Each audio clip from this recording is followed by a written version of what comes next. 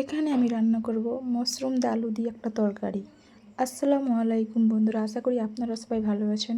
আমিও ভালো আছি। টিয়া ফ্যামিলি চ্যানেলে আবার একটা নতুন রান্নার ভিডিও নিয়ে চলে এসেছি। মাশরুম দিয়ে আলু দিয়ে তরকারি। মাশরুম আলু কেটে ধুয়ে রেখে দিয়েছি। ওইদিকে পেঁয়াজ কুচি, টমাটো আর কাঁচা লঙ্কা, আদা রসুন বাটা সব করে নিয়েছি। খালি কড়াতে আমি আগে জিরে ধনেটা হালকা করে ভেজে নিচ্ছি। ভাজা হয়ে গেলে এটাকে আমি সিলে রেখে দেবো, তারপরে তরকারিটা রান্না করব। এটা লাস্টে আমি গুঁড়া করে তরকারিতে দেব। জিরে ধনেটা আমি নামিয়ে নিয়েছি। এবার আমি কড়াতে তেল দিয়ে দিলাম।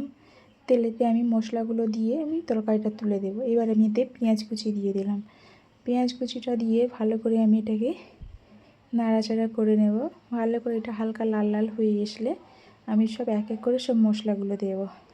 পেঁয়াজ হালকা লাল লাল হয়ে গেছে। এবার আমি আদা রসুন বাটাটাও দিয়ে দিলাম।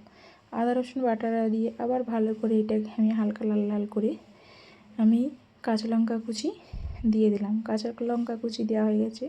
আবার ভালো করে এটাকে আমি নাড়াচাড়া করে নিয়েছি। দেখুন খুব সুন্দর একটা ব্রাউন কালারের হয়ে চলে এসছে। এবার আমি কেটে রাখা টমেটোগুলোও দিয়ে দিলাম। টমেটোগুলোকে দিয়ে আমি এক এক করে সব মশলাগুলোও এতে দিয়ে দেবো। হালকা নাড়াচাড়া করে নিচ্ছি। টমেটোটা দিয়ে গুঁড়ো মশলা যে আছে সেগুলো দিয়ে দেব।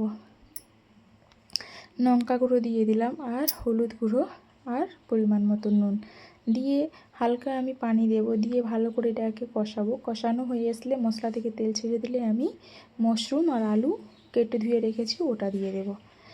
পানি দেওয়া হয়ে গেছে। এবার এটাকে আমি ভালো করে কষিয়ে নিচ্ছি। দেখতে দেখতে মশলাটা এদিকে কষানো হয়ে এসছে। দেখুন মশলা থেকে প্রায় তেল ছেড়ে দিয়েছে। খুব সুন্দরভাবে কষানো হয়ে গেছে। এবার আমি মাশরুম আর আলু দুটোই দিয়ে দিলাম। দিয়ে ভালো করে এটাকে আমি কষাবো। দেখুন খুব সুন্দর একটা কালার এসছে। এত সুন্দর কালারটা এসছে, লোভনীয় একটা কালার। আমি এটাকে আবার ভালো করেই একবার নাড়াচাড়া করে নিয়েছি।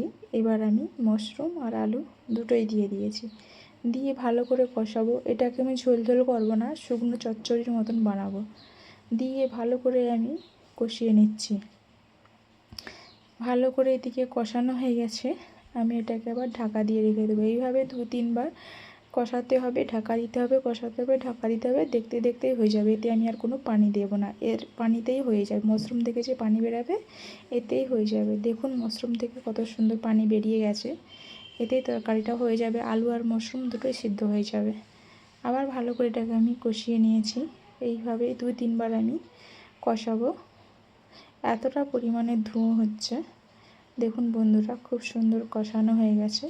আবার আমি কিছুক্ষণের জন্য চাপা দিয়ে রেখে দিয়েছি। আবার কিছুক্ষণ পরে আমি চাপা খুলে দেখেছি প্রায় তরকারি এদিকে হয়ে এসছে। দেখুন মাখা মাখা শুকনো শুকনো হয়ে এসছে। এবার আমি যে ভেজে রেখেছিলাম জিরে ধনে গুঁড়োটা সেটা আমি উপর দিয়ে দিয়ে গ্যাসটা বন্ধ করে দেব। আমি গ্যাসটা বন্ধ করে দিয়েছি। এদিকে রান্না হয়ে গেছে।